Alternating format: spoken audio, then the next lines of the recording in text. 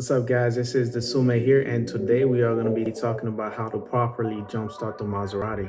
And I really hope you enjoyed this video. Let's get started.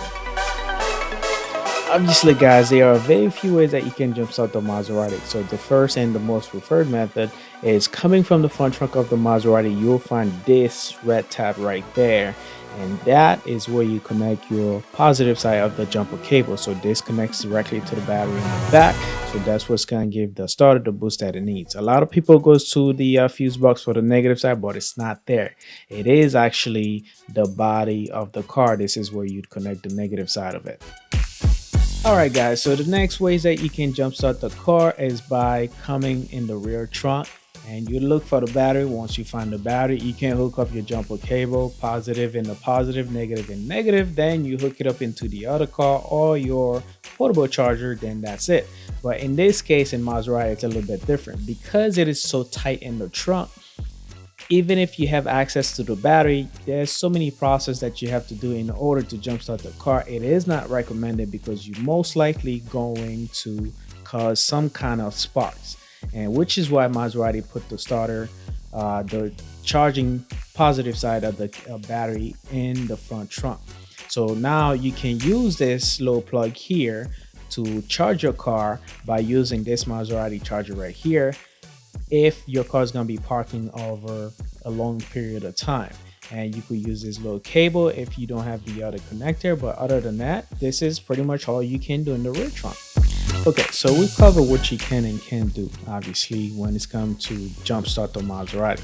So now to properly jumpstart the car, I personally have a portable charging pack inside of my car that I use to jumpstart it.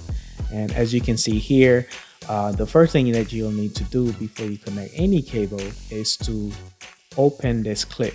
Once you open it, it'll give you access to the actual cable where you can connect your positive battery terminal or your jump starter terminal. Then the next step is to connect the negative side of it to the body of the car. So normally I give it a little tug, you just grind it a little bit just to get a nice tight connections.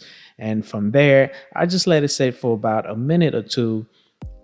If my battery is not terribly, out of charge, then from there, I just go inside of the car and, and try to start it. So if it doesn't work, then I just let it sit there for a little bit until I get enough juice in the battery for me to start the car.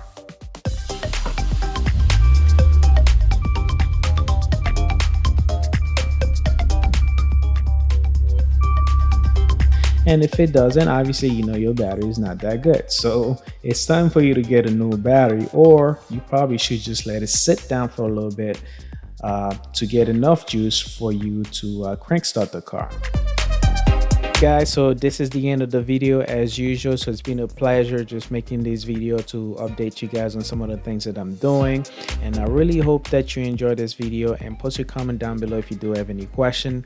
Obviously, I'm not a perfect mechanic. I'm not a mechanic by any means, so I've only do what actually works for me.